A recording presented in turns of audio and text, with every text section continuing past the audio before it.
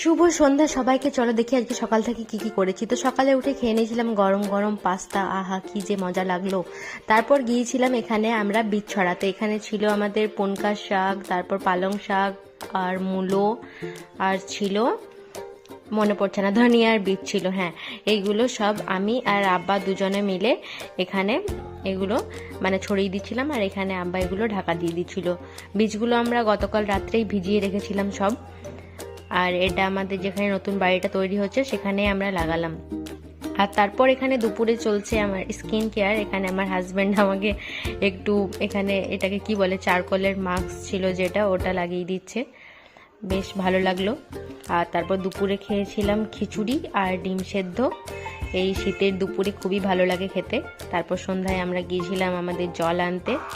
আর এসে দেখলাম আমরা স্ট্রেঞ্জার থিংসের সিজন 5। যারা যারা দেখেছো তারাই বুঝতে পারবে এই সিনটার কি মর্ম।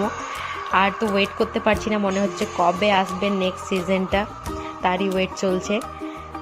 তো তোমাদের কেমন লাগলো সিরিজটা? যদি কেউ দেখে থাকো তাহলে কমেন্টে অবশ্যই জানাবে। আর ভিডিওটি যদি ভালো লাগে তাহলে like, comment, share and subscribe করবেন। দেখা হচ্ছে খুব তাড়াতাড়ি নতুন একটা ভিডিওতে। ততদিন সকলে ভালো থাকবেন, সুস্থ থাকবেন। আর রাত্রের ডিনারে ছিল রুটি, সয়াবিন আলুর তরকারি আর ছিল ডিম ভাজা। তো টাটা।